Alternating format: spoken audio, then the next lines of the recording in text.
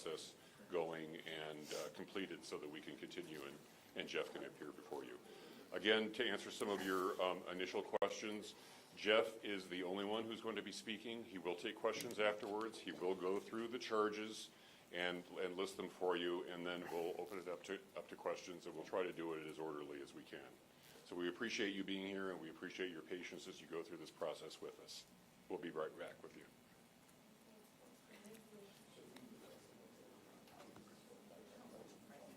So what's the best website to find it on?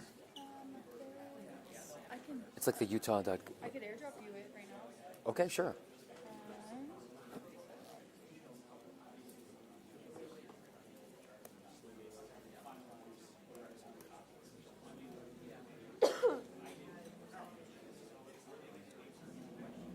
Actually, texting might be easier with my service. You could just tell it to me. Oh, I'm not even online. I gotta. Okay, it's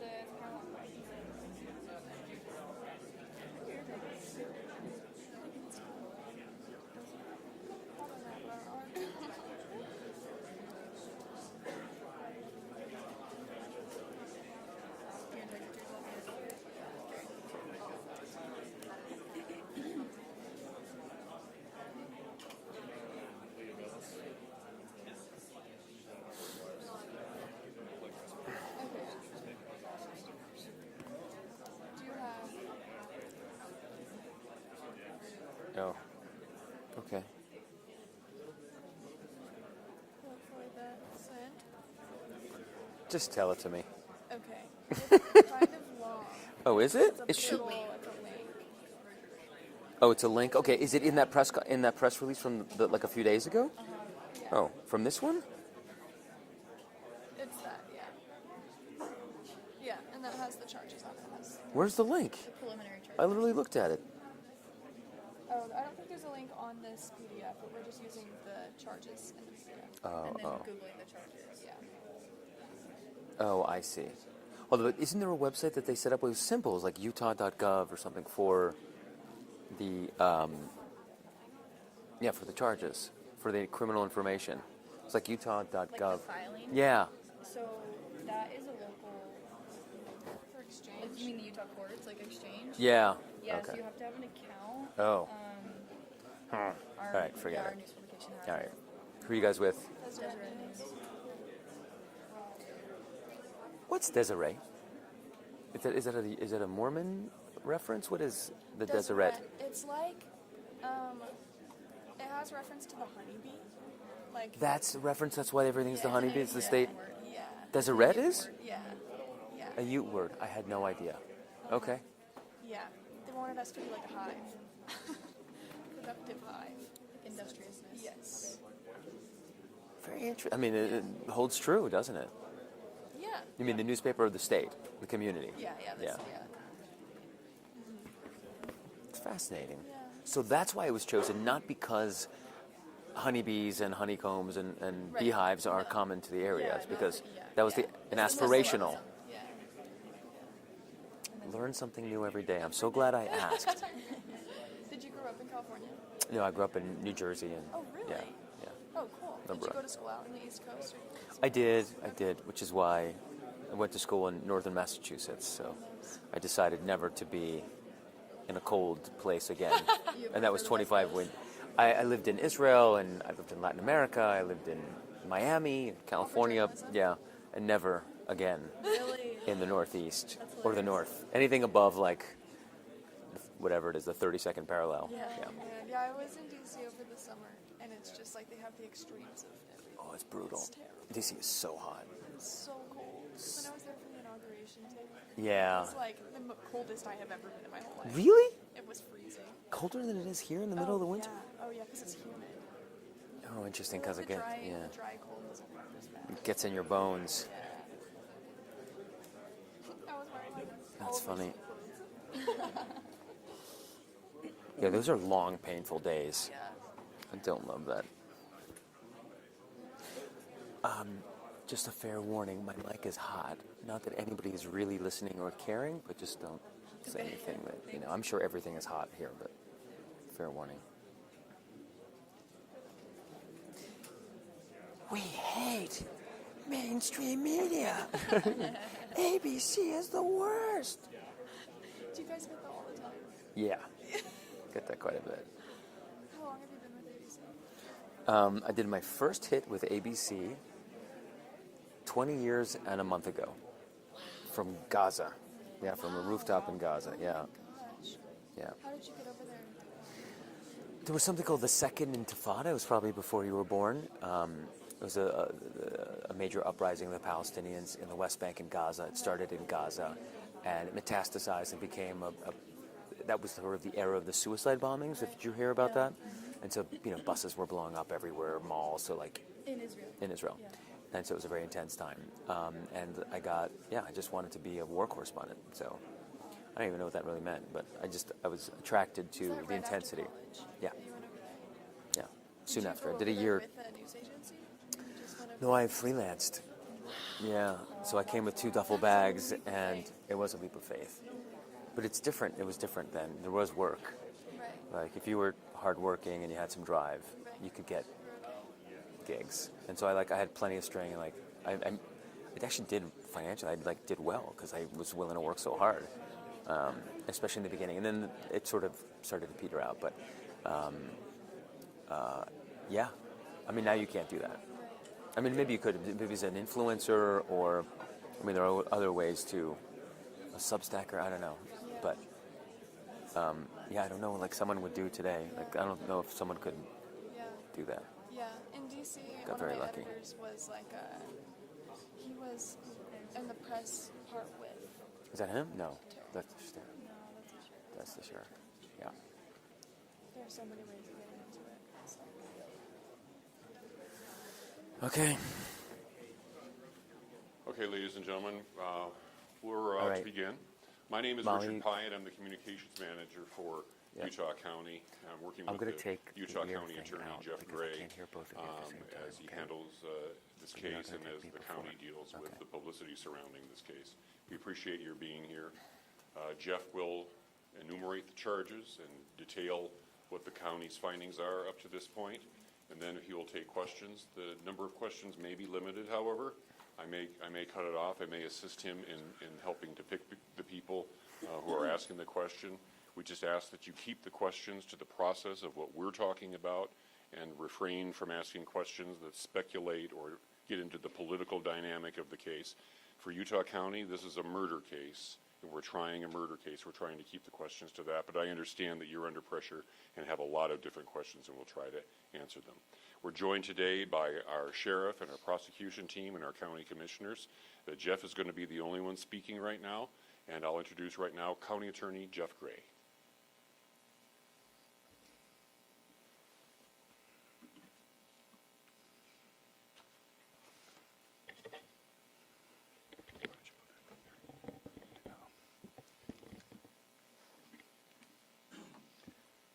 The murder of Charlie Kirk is an American tragedy.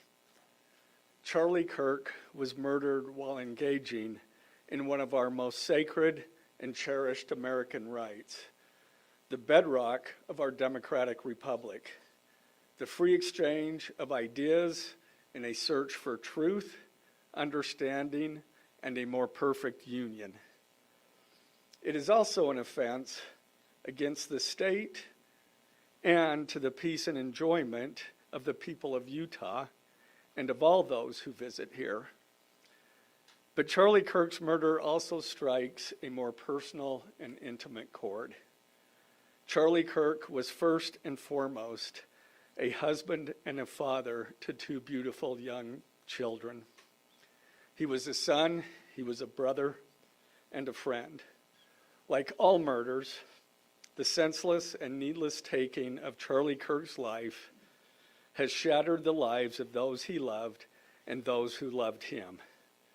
To Charlie's wife, Erica, his 2 young children, his parents, his family, and his friends, I express my sincere condolences and offer my heartfelt prayers on your behalf. I also want to express my concern for everyone who was at Charlie's Turning Point USA event at the Utah Valley University, and all who have been impacted by this tragedy. As county attorney, I am charged with bringing justice to those who offend our laws. I am charged with bringing justice for those who are harmed. I am charged with bringing justice for Charlie Kirk. I am committed to these aims. I take this responsibility seriously. Today, after reviewing the evidence that law enforcement has collected thus far, I am filing a criminal information charging Tyler James Robinson, age 22, with the following crimes. Count 1, aggravated murder, a capital offense, for intentionally or knowingly causing the death of Charlie Kirk under circumstances that created a great risk of death to others. Count 2, felony discharge of a firearm causing serious bodily injury, a first-degree felony. The state is further alleging aggravating factors on counts 1 and 2 because the defendant is believed to have targeted Charlie Kirk based on Charlie Kirk's political expression and did so knowing that children were present and would witness the homicide.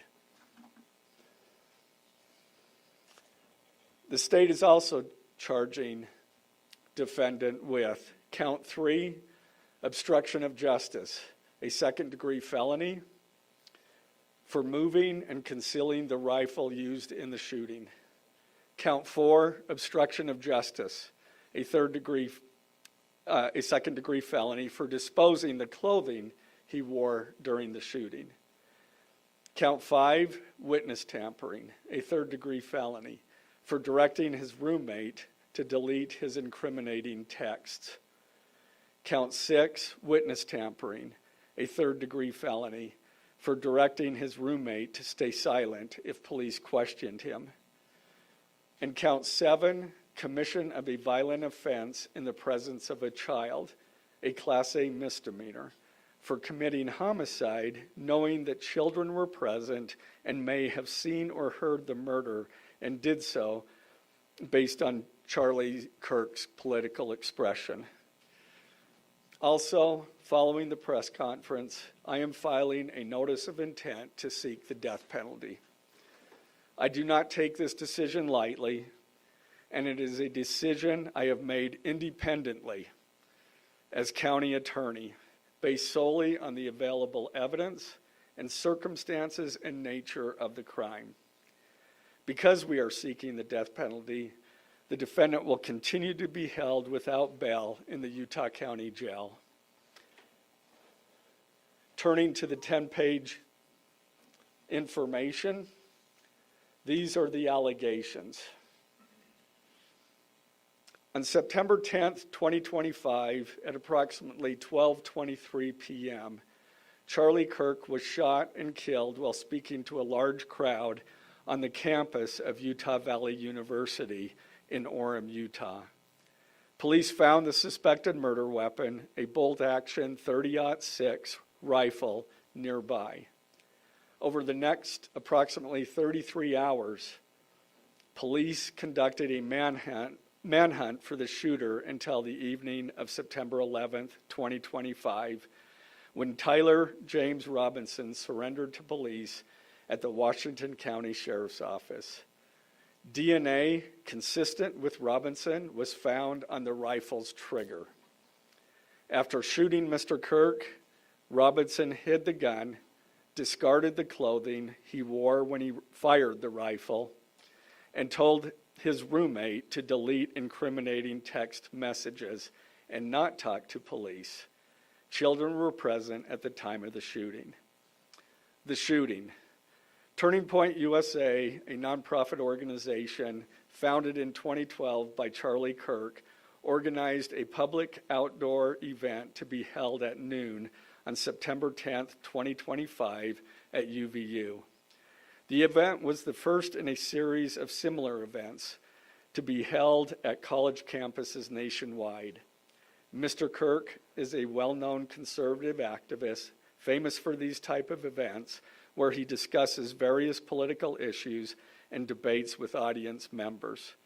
His events and comments have garnered a significant number of supporters and drawn the ire of many who disagree with his political views. The event at UVU was announced far in advance and garnered significant publicity and interest. Consequently, several hundred people attended. Mr. Kirk was interacting with the crowd before the event officially got underway. Then, at approximately noon, Mr. Kirk seated himself under a portable canopy behind a table and microphone. He began speaking to the crowd and fielding questions from attendees, a format Mr. Kirk commonly used at his events. Mr. Kirk allowed his questioners to approach a microphone positioned directly in front of him. Mr. Kirk's team members were very close to him on his right and left, as well as some behind his canopy and others at various close locations near him. The large crowd surrounded Mr. Kirk on three sides. Temporary metal fencing separated attendees from Mr. Kirk by only a matter of feet. Directly above and behind Mr. Kirk was the UVU Hall of Flags, an indoor walkway spanning several hundred feet with floor-to-ceiling glass windows which overlooked the plaza where Mr. Kirk was seated. People were in the walkway at the time of the shooting. Approximately 15 minutes into the event, Mr. Kirk was answering a question about mass shootings by transgender individuals when a gunshot rang out. The bullet struck Mr. Kirk in the neck. He slumped to the ground almost immediately. The bullet's trajectory passed closely to several other individuals beside Mr. Kirk, including the questioner who was standing directly in front of Mr. Kirk. Children were visible near Mr. Kirk's stage when he was shot. Mr. Kirk was rushed to a nearby hospital where he was declared deceased. The medical examiner's report is still pending. So UVU surveillance. So at the moment of the shot, a UVU police officer was watching the crowd from an elevated vantage point. As soon as he heard the shot, he began to scan the area for threats. Believing the shot came from a rifle because of its sound, he looked for potential sniper positions. He noted a roof area approximately 160 yards away from Mr. Kirk as a potential shooting position and rushed there to look for evidence. The suspected shooting position is adjacent to an open, publicly accessible walkway. To access the suspected location, a person must climb over a railing and then drop to the roof only slightly below. The UV officer climbed over the railing and down onto the roof. He then walked to the suspected shooting position and confirmed a clear shooting corridor between the position and Mr. Kirk's seat.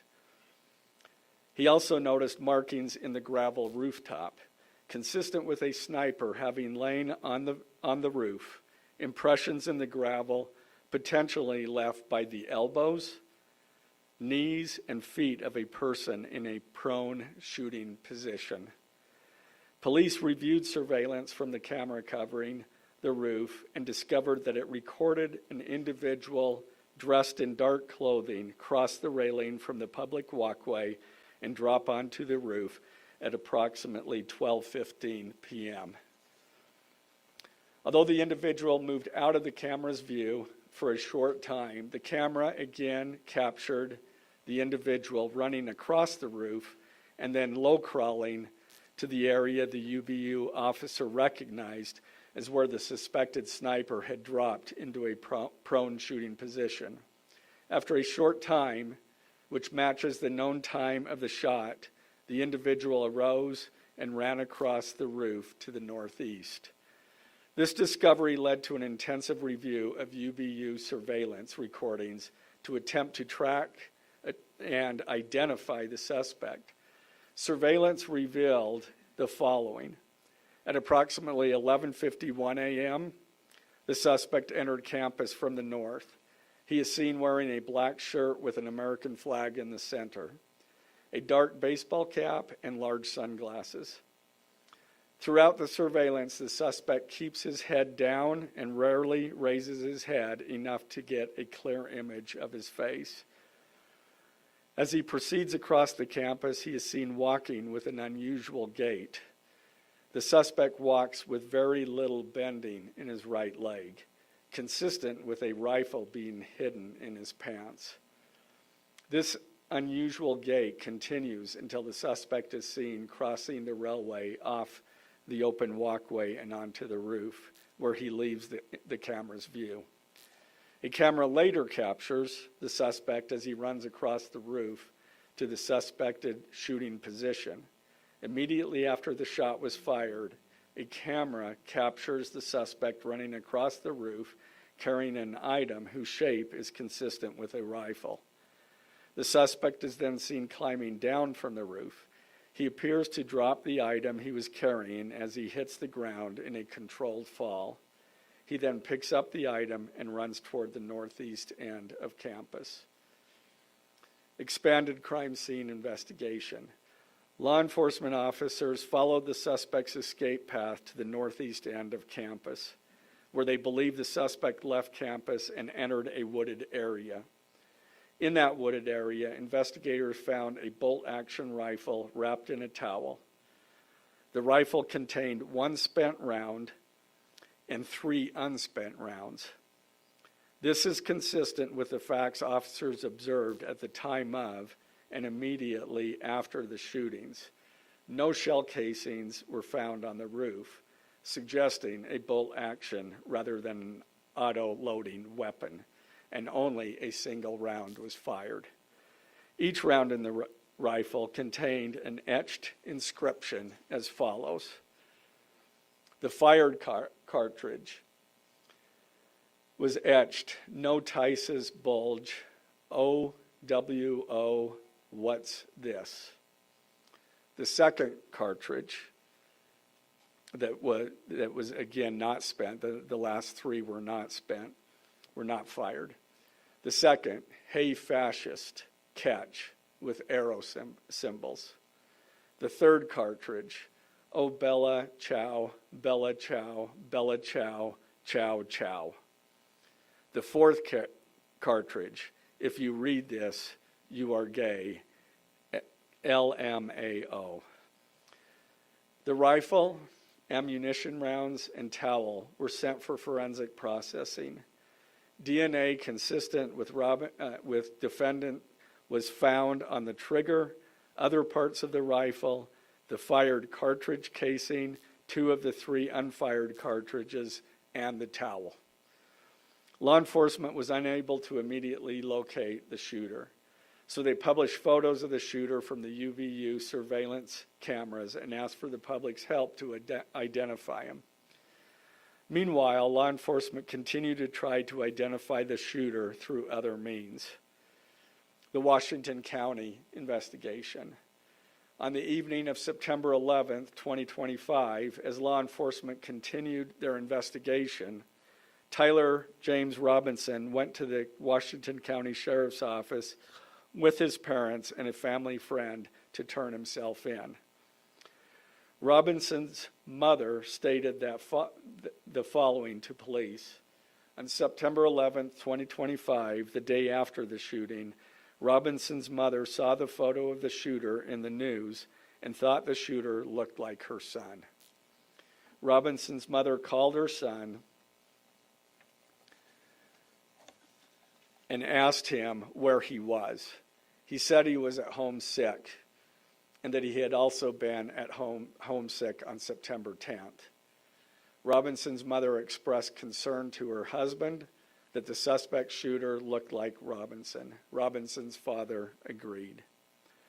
Robinson's mother explained that over the last year or so, Robinson had become more political and had started to lean more to the left, becoming more pro-gay and trans rights oriented.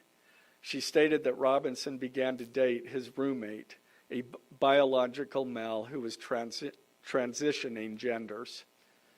This resulted in several discussions with family members, but especially between Robinson and his father, who have very different political views.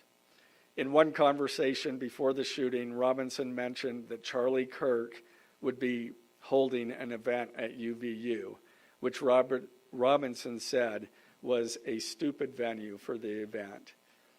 Robinson accused Kirk of spreading hate.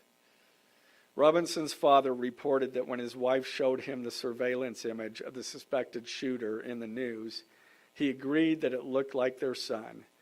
He also believed that the rifle that police suspected the shooter used matched a rifle that was given to his son as a gift. As a result, Robinson's father contacted his son and asked him to send a photo of the rifle. Robinson did not respond. However, Robinson's father spoke on the phone with Robinson. Robinson implied that he planned to take his own life. Robinson's parents were able to convince him to meet at their home. As they discussed the situation, Robinson implied that he was the shooter and stated that he couldn't go to jail and just wanted to end it. When asked why he did it, Robinson explained there is too much evil and the guy, referring to Charlie Kirk, spreads too much hate. They talked about Robinson turning himself in and convinced Robinson to speak with a family friend who is a retired deputy sheriff. At Robinson's father's request, the family friend met with Robinson and his parents and convinced Robinson to turn himself in. The family friend spoke to police and reported telling Robinson that it would be best if he brought all evidence with him to the sheriff's office to avoid police having to search his parents' home. The friend also asked Robinson if he had any clothes that were related to what he did.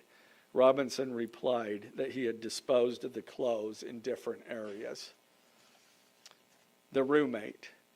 Police interviewed Robinson's roommate, a biological male who was involved in a romantic relationship with Robinson. The roommate told police that the roommate received messages from Robinson about the shooting, and he did provide those messages to police.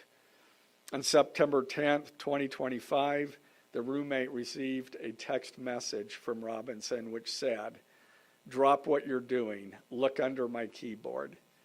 The roommate looked under the keyboard and found a note that stated, quote, "I had the opportunity to take out Charlie Kirk, and I'm going to take it." Police found a photograph of this note. The following text exchange, then took place. After reading the note, the roommate responded, "What? You're joking, right?" Robinson, "I am still okay, my love, but am stuck in Orem for a little while longer yet.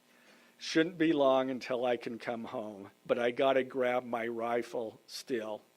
To be honest, I had hoped to keep this secret till I died of old age. I am sorry to involve you." Roommate, "You weren't the one who did it, right?" Robinson, I am. I'm sorry." Roommate, "I thought they caught the person." Robinson, "No, they grabbed some crazy old dude, then interrogated someone in similar clothing. I had planned to grab my rifle from my drop point shortly after, but most of that side of town got locked down. It's quiet, almost enough to get out, but there's one vehicle lingering." Roommate, "Why?" Robinson, "Why did I do it?" Roommate, "Yeah." Robinson, "I had enough of his hatred. Some hate can't be negotiated out. If I am able to grab my rifle unseen, I will have left no evidence. Going to attempt to retrieve it again. Hopefully they have moved on. I haven't seen anything about them finding it." Roommate, "How long have you been planning this?" Robinson, "A bit over a week, I believe. I can get close to it, but there is a squad car parked right by it. I think they already swept that spot, but I don't want to chance it." Robinson again. I'm wishing I had circled back and grabbed it as soon as I got to my vehicle. I'm worried what my old man would do if I didn't bring back Grandpa's rifle. IDEK if it's had a serial number, but it wouldn't trace to me. I worry about prints. I had to leave it in a bush where I changed outfits. Didn't have the ability or time to bring it with. I might have to abandon it and hope they don't find prints. How the F will I explain losing it to my old man? Only thing I left was the rifle wrapped in a towel. Remember how I was engraving bullets? The F in messages are mostly a big meme. If I see notice bulge UWU on Fox News, I might have a stroke all right. I'm going to have to leave it. That really effing sucks. Judging from today, I'd say Grandpa's gun does just fine, IDK. I think that was a $2K dollar scope. Wink, wink. Robinson again. Delete this exchange. Again, Robinson. My dad wants photos of the rifle. He says Grandpa wants to know who has what. The feds released a photo of the rifle, and it is very unique. He's calling me, RN. Not answering. Robinson. Since Trump got into office, my dad has been pretty diehard MAGA. Robinson. I'm going to turn myself in willingly. One of my neighbors here is a deputy for the sheriff. Again, you are all I worry about, love. That came from Robinson. Roommate. I'm much more worried about you. Robinson. Don't talk to the media, please. Don't take any interviews or make any comments. If any police ask you questions, ask for a lawyer and stay silent. The search for Robinson's residence. Police executed a search warrant on Robinson's residence. During that search, police discovered a shell casing with etchings like the etchings found on the shells in the rifle near UVU. Police also found several target boards with bullet holes in Robinson's home. Now, as I stated in the beginning, when I read those allegations, these are allegations. And like the evidence set forth in this statement, those allegations, what you've heard from the media, even from state and federal officials, has not been tested in the crucible of a jury trial. I understand the public's desire to know the facts. My own family members have pressed me for information. Why are we reluctant to share the details of the investigation itself and comment on the case? Because I want to ensure a fair and impartial trial. I became a prosecutor because of my love for the ideals of this great country and the principles embedded in our Constitution. The free exchange of ideas and opinions is critical to this great American experiment. But so too are the protections afforded to the accused found in the Fifth and Sixth Amendments. The right against self-incrimination, the right to a speedy and public trial, the right to the effective assistance of counsel, the right to confront one's accusers, and the right to compel the attendance of witnesses. And perhaps most importantly, under our Constitution, the accused is presumed innocent until we, the state, prove to an impartial jury of defendant's peers his guilt beyond a reasonable doubt. That jury cannot rely on our allegations, on what they hear in the news, or on what they hear from a public official. The jury is the sole trier of fact, and they will ultimately determine those facts based on evidence a trial judge has determined is admissible. Again, as prosecutors, we bear the burden to prove guilt beyond a reasonable doubt. But make no mistake, we welcome this burden. I'd like to now introduce my trial team who will be charged with prosecuting the case. This is a veteran and expert team of some of the state's best trial attorneys. Chad Grunander, who is one of my two chief deputies, Ryan McBride and David Sturgill on the far right there. And those two were very much involved in preparing search warrants, did a phenomenal job, worked day and night to see that accomplished well after Robinson was taken into custody. Also, Lauren Hunt, she is one of our special victims prosecutors, and Chris Ballard, my second chief deputy, who will be handling motions. I'm going to explain just the procedural steps. We're not a grand jury. We don't have a grand jury system like the federal courts do. It's a preliminary hearing system. So the arrest and filing of the criminal information are merely the first steps in the criminal justice process.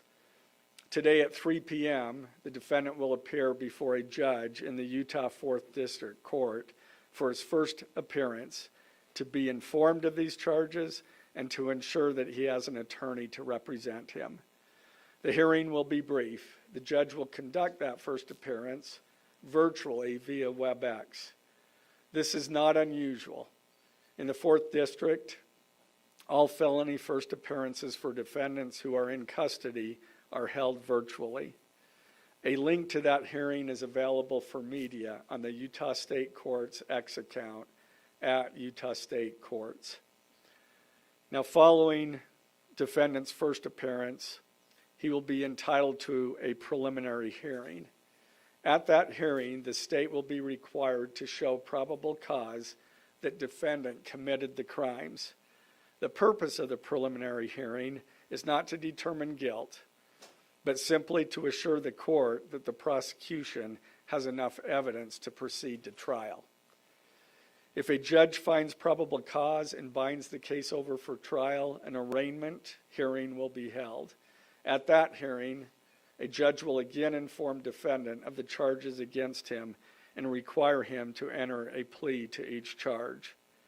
The next step following the arraignment is an opportunity for the parties to file any relevant motions and then ultimately the trial itself. This case has generated a tremendous amount of interest across our nation and even the world.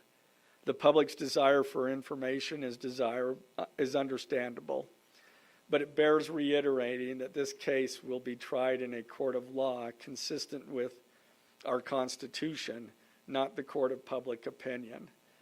Thus, we will only discuss the case with the press occasionally. It will not be a day-to-day or even week-to-week occurrence, but we will only do so in a manner as not to jeopardize the fair trial process.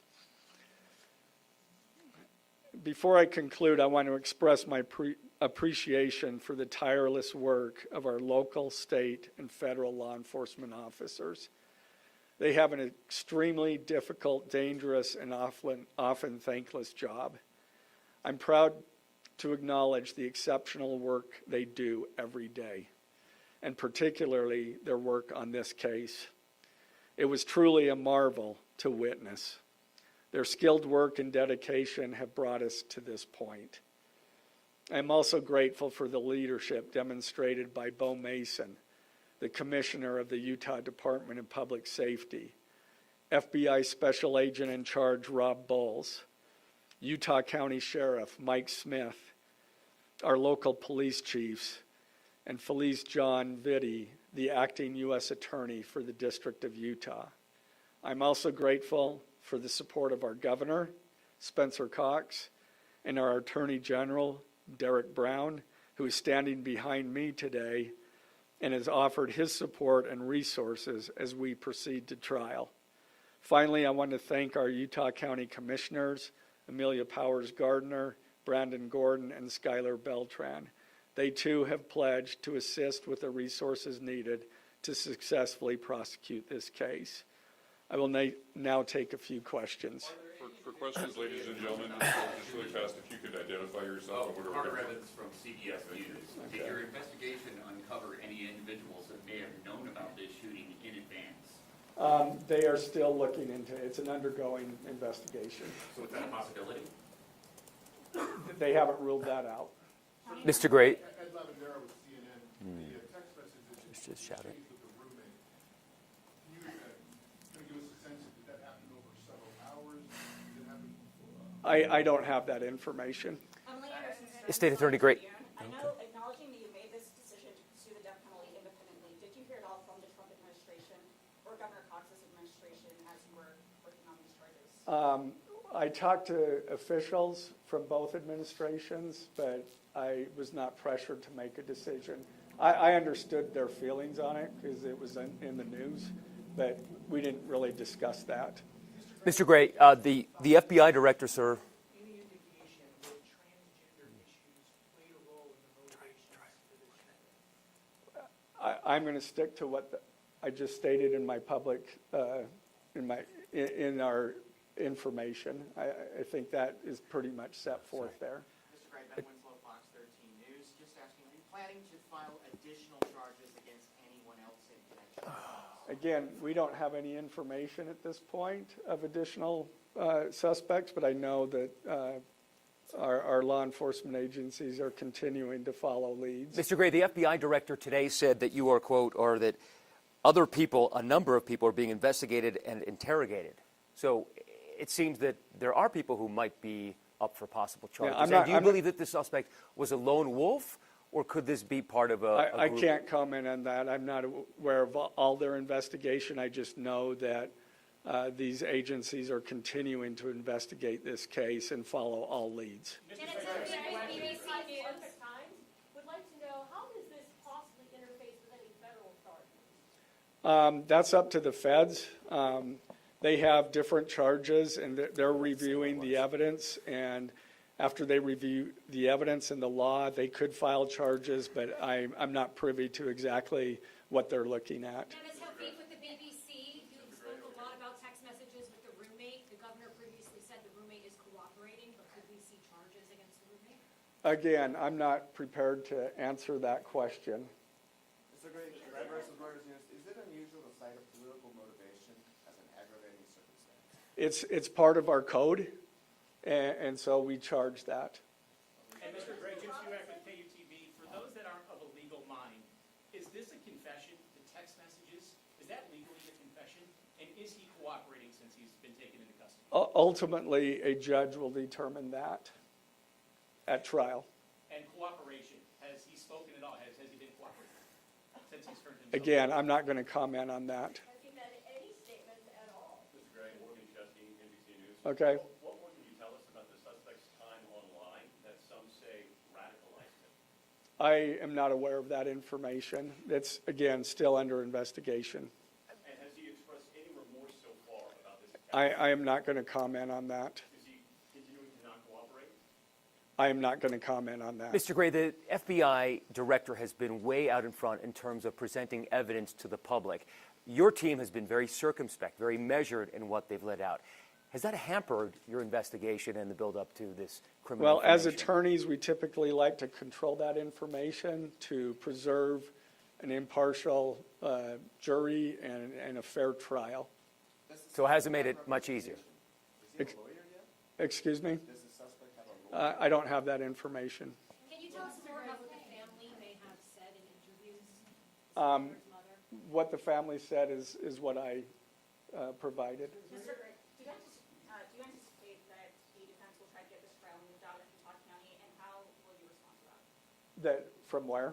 From Utah County? That the defense will be from Utah County? That they will try to get the trial moved? The venue moved. I couldn't predict what they're going to do. Does any of this suggest that the timing of the shot and the question that was asked about mass shootings, transgender, is that more than coincidence? That will be for a jury to decide. Mr. Gray, are you confident that the roommate had no part of this attack whatsoever? Again, I'm not going to comment on the evidence. But the evidence so far, does it show any involvement?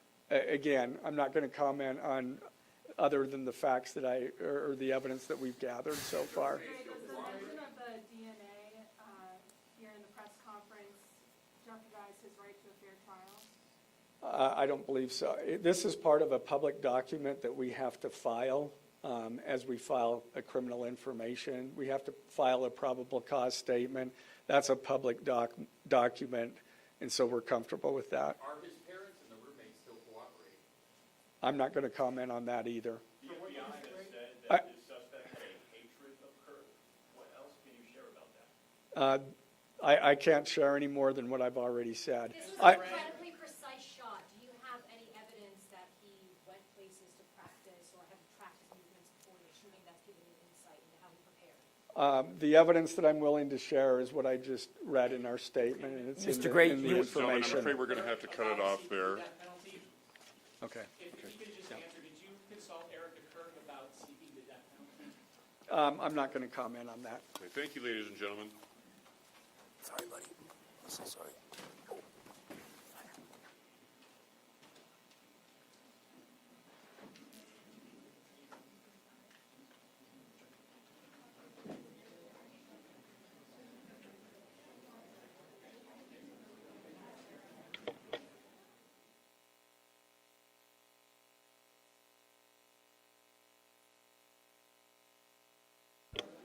I think all of you know that the charges will be available online. Hey, Molly, you got me? Okay. Okay. Okay. Why aren't you? What? It's in my pocket.